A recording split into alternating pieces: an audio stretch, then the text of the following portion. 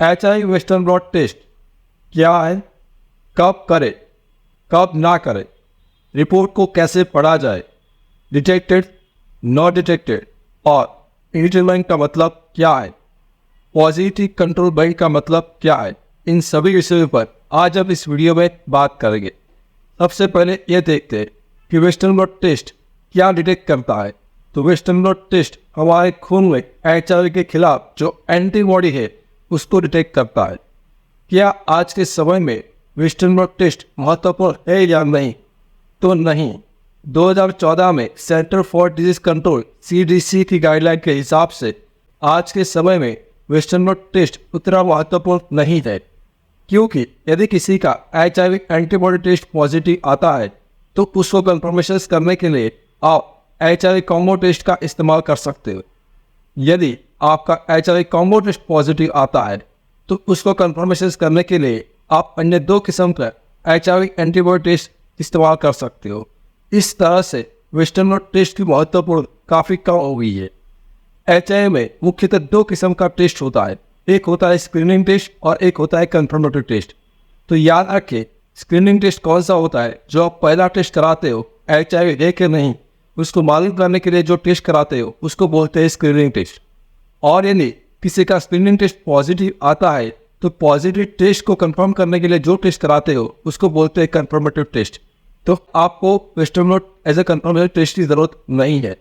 तो फिर western blot test किसको और कब कराना चाहिए? तो ये एक थर्ड अपायर जैसा टेस्ट है। यदि किसी का कॉम्बो टेस्ट पॉजिटिव है और एंटीबॉडी टेस्ट नेगेटिव है, या उसका उल्टा एंटीबॉडी टेस्ट पॉजिटिव है और कॉम्बो टेस्ट नेगेटिव है, तो ऐसा डिसीजन नहीं हो सकता। ऐसी कोई सिचुएशन है, सिर्फ और सिर्फ उसी केस में आप HIV वेस्टर्न ब्लॉट टेस्ट का इस्तेमाल कर सकते हो। इस western blot test antibody test है तो उसका विंडो पीरियड कितना रहता है? तो इसका विंडो पीरियड 3 महीने का रहता है। इस रिपोर्ट्स के अंदर रेफरेंस वैल्यू क्या होगी? तो आमतौर पर जिस इंसान को HIV नहीं होगा तो उसके खिलाफ उसका एंटीबॉडी भी नहीं बनेगा। तो उसकी एंटीबॉडी के खिलाफ जो भी रिपोर्ट में लिखा होगा वह होगा antibody band non detected. Non detected normally लिखा होगा। तो नॉन डिटेक्टेड का मतलब है कि HIV नहीं है। तो जो इंसान पॉजिटिव होगा उसमें क्या लिखा होगा? तो उसमें कम से कम एक कैटेगरी के 2 बैंड पॉजिटिव होंगे और दूसरी कैटेगरी से 1 बैंड कम से कम पॉजिटिव होना चाहिए। तो इस तरह से 2 या 3 बैंड पॉजिटिव होने पर ही किसी इंसान को HIV पॉजिटिव घोषित कर सकते हैं। सिर्फ कोई 1 या 2 बैंड रैंडमली पॉजिटिव आता है तो उसके हिसाब से किसी को पॉजिटिव घोषित नहीं कर सकते। उसका जो फिक्स क्राइटेरिया है उसी हिसाब से 2 या 3 बैंड पॉजिटिव आने चाहिए। यदि उसी क्राइटेरिया के हिसाब से HIV पॉजिटिव आता है, बैंड पॉजिटिव आता है, बैंड डिटेक्टिव लिखा हुआ आता है, तभी उस इंसान को HIV पॉजिटिव घोषित करेंगे। और कभी कभार ऐसा भी होता है कि इस क्राइटेरिया के हिसाब से इस बैंड पॉजिटिव नहीं आते हैं, रैंडमली कोई बैंड पॉजिटिव आता है, तो उस टेस्ट को ना तो पॉजिटिव डिक्लेयर कर सकते हैं और ना तो नेगेटिव डिक्लेयर कर सकते हैं। तो उस केस में इनडिटरमाइंड रिजल्ट लिखा आ सकता है। तो उस केस में या तो आपको उसको कंफर्मेशन करने के लिए HIV का प्रोवायरल DNA क्वालिटेटिव टेस्ट कराना है, या तो फिर आप कुछ समय के बाद वापस वेस्टर्न ब्लॉट टेस्ट करा सकते हो। और बहुत सारे लोग एक रिपोर्ट्स को देखकर कभी कभी डर जाते हैं। उसमें क्या लिखा होता है कि कंट्रोल बैंड पॉजिटिव। अब उन लोगों को कंट्रोल बैंड का मतलब समझ में नहीं आता। उसको ऐसा लगता है कि वो HIV पॉजिटिव है, लेकिन याद रखिए यहाँ पर जो कंट्रोल बैंड है वो आपका HIV का स्टेटस नहीं दिखाता है। वो जो टेस्ट परफॉर्म हुआ है वो ठीक से हुआ है कि नहीं हुआ उसको दिखाने के लिए कंट्रोल बैंड रखा जाता है। यदि कंट्रोल बैंड पॉजिटिव है उसका मतलब जो टेस्ट हुआ है वो सही तरीके से हुआ है, उसका जो टेक्निक का इस्तेमाल हुआ वो सही तरीके से हुआ है। तो आपका कंट्रोल बैंड पॉजिटिव आए तो उसके लिए आपको डरने की आवश्यकता नहीं है। ये टेस्ट कहाँ पर उपलब्ध होता है? तो ये टेस्ट जो बड़ी लेबोरेटरी से सिर्फ वहाँ पर उपलब्ध होता है। इस टेस्ट का रिजल्ट आने में आपको 2 दिन से लेकर 5 दिन का वक्त लग सकता है। इसका खर्चा आप 1500 से लेकर 3500 रुपये तक हो सकता है। यदि आपका रिपोर्ट नेगेटिव है, आप 3 महीने के बाद कराया है, तो ये कंफर्म है कि नेगेटिव है, आपको और कोई टेस्ट कराने की जरूरत नहीं है। और यदि आपका कोई स्क्रीनिंग टेस्ट पॉजिटिव है, उसके बाद आपने टेस्ट कराया और ये भी पॉजिटिव है, तो कंफर्म हो जाता है कि आपको HIV है। तो फिर आपको HIV के इलाज करने के लिए HIV स्पेशल डॉक्टर से मिलना चाहिए, या तो गवर्नमेंट के ART सेक्टर्स पर विजिट करना चाहिए। हमारा मिशन है HIV एक्सपोजर से जुड़ा हुआ आपका डर और दर्द को दूर करना।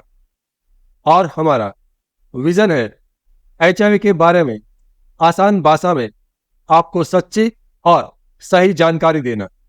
एक चेतावनी, एक्सपोजर से 3 दिन के भीतर PEP यानी कि पोस्ट एक्सपोजर प्रोफाइलैक्सिस मेडिसिन का इस्तेमाल से HIV होने से हम उसको रोक सकते हैं, लेकिन एक्सपोजर से 3 दिन के बाद किसी भी किस्म की दवाई, आयुर्वेदिक हो, एलोपैथी हो, ART मेडिसिन हो, होम्योपैथिक मेडिसिन हो, जीन थेरापी हो या अन्य किसी किस्म की मेडिसिन या हर्बल दवाई हो, उससे HIV को नहीं रोका जा सकता।